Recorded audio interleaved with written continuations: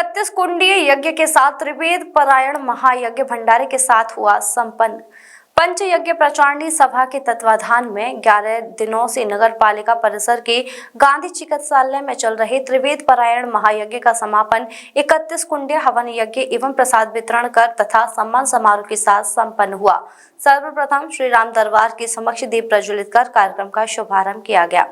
उसके पश्चात यज्ञ ब्रह्म आचार्य विवेक उपाध्याय द्वारा सुंदरकांड पाठ द्वारा 31 वेदियों पर हवन यज्ञ कराया गया।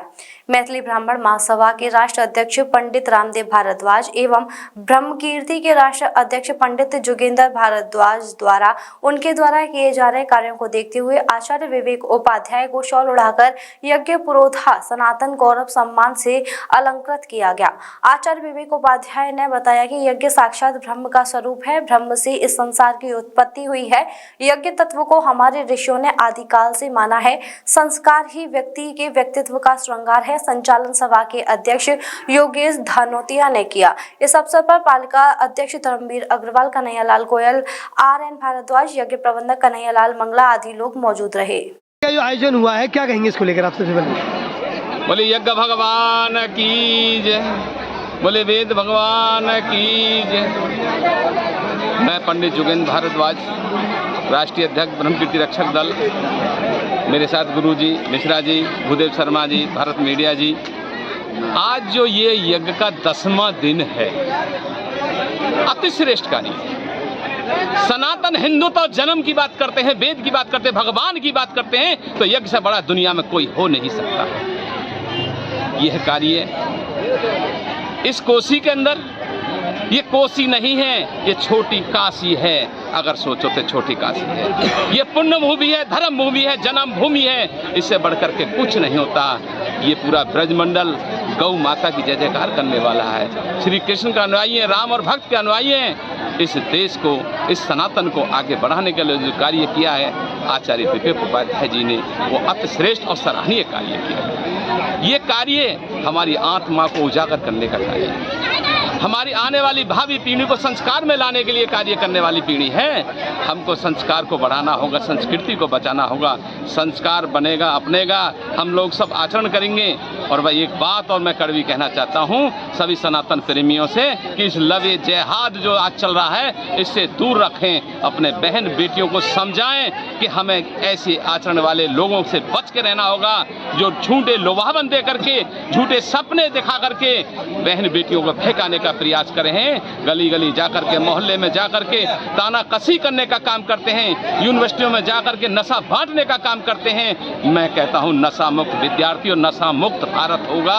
संस्कार अपनाएंगे, संस्कृति बचाएंगे तो ये सनातन हिंदुत्व बचेगा, ये राष्ट्र बचेगा। इससे बढ़कर के कोई कुछ नहीं हो सकता है। इसी के साथ मैं अपनी वाणी को पुनः विराम देता हूँ। ये बताइए कि हिंदू संस्कृति में सबको पता है कि यज्ञ जो है सनातन धर्म की एक बहुत अच्छी प्रक्रिया है। उसके बाद भी घर घर में लोग यज्ञ कराने से कतराते हैं और नहीं करा पाते। देखिए, मैं कहता हूं कि यज्ञ क्यों कतराते हैं, उसका कारण है गुरुजी ने कहा था कि जातिवाद। मैं कहता हूं कि हिंदू जोड़ो और जाति तोड़ो। जाति एक ही है, मानव जाति है और मानव धर्म है। पूरी दुनिया में 2.5 जाति निवास करती है, एक पुरुष जाति, एक महिला जाति, एक नपुंसक जाति। ये 2.5 जाति है। बाकी जातियां आ कहां से गई थी? गुरुजी बार बार इसी बात को कहते आ रहे हैं, उपाध्याय जी इसी बात को कहते हैं कि जातियों को तोड़ दो और हिंदुत्व को जोड़ दो, तभी यज्ञ का प्रचार होगा। पूरे विश्व में पूरे पर्यावरण की सुरक्षा होगी, मानव जीव कल्याण का होगा, हित होगा।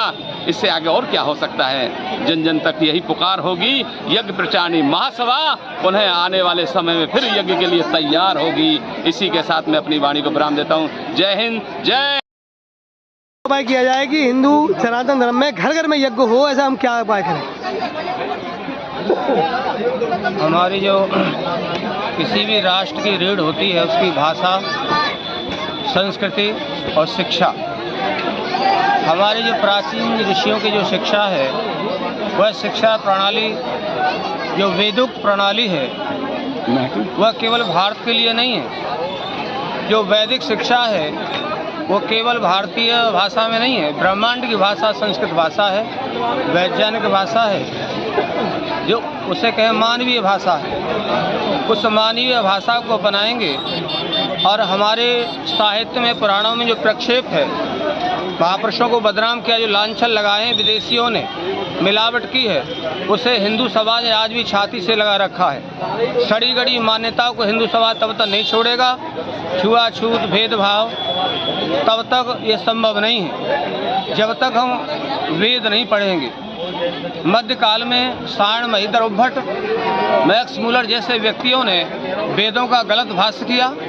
उस गलत भाष्य के होने से समाज में भ्रम फैल गया। किसी ने कहा वेद गणरियों के गीते, किसी ने कहा वेद में मांस खाना लिखा है, लेकिन मांस महीने को कहते हैं, मांस उड़द को भी कहते हैं। हमारे बीच में युगों युगों की बात, यानी 200 वर्ष पूर्व महर्षि दयानंद आए, उन्होंने वैज्ञानिक भाष्य किया, जो क्रांतिकारियों गुरु कहलाते थे, और देश को आज़ादी मिली। आज बहन भाइयों यज्ञ करने का अधिकार मिला। तथा कथित जो अनपढ़ ब्राह्मण थे, जो अशिक्षित थे, उन्होंने कह दिया वेद पढ़ने का अधिकार तो केवल ब्राह्मण को है, विद्या पढ़ने का अधिकार, गायत्री मंत्र पढ़ने का अधिकार ब्राह्मण को है। ऐसा नहीं है। तो ऋषि दयानंद का सूर्य का प्रकाश सबके लिए है, तो ज्ञान भी सबके लिए है, विद्या भी सबके लिए है। वो दरवाजे खुले, हमें आज़ादी मिली। पुनः वेद की शिक्षा और शिक्षा हमारे ऋषियों की पाठ्यक्रम में लाई जाए तो आने वाले 20 सालों में पुनः घर घर में यज्ञ होगा और हम अपने राष्ट्र को ठीक बना सकेंगे। धन्यवाद। गांधी चिकित्सालय में हवन यज्ञ का आयोजन किया जाता है। उससे मेरे शहर को, वातावरण को, विकास को 4 चांद लगते हैं। मैं भाई छोटू जैन जो हमारे बड़े भाई हैं, उनसे भी निवेदन करूंगा, निश्चित तौर से हमारी पुरातन संस्कृति में हवन यज्ञ को प्रमुख स्वरूप दिया गया है। चाहे हम रामकाल देखें, चाहे कृष्णकाल देखें, सभी खंडों में, सभी कालों में, सभी समय पर हमारी प्रातः वेला की शुरुआत हवन यज्ञ से हुआ करती थी।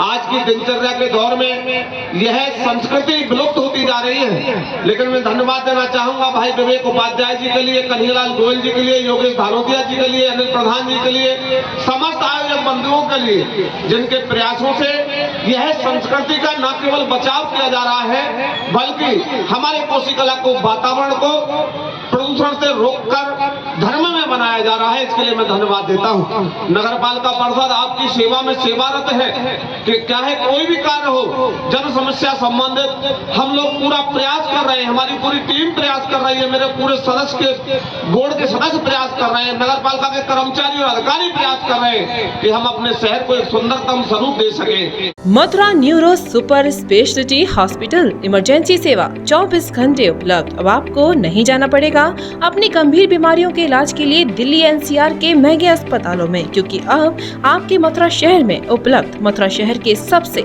अनुभवी neuro surgeon doctor Praveen Kumar, doctor Rajat Arora.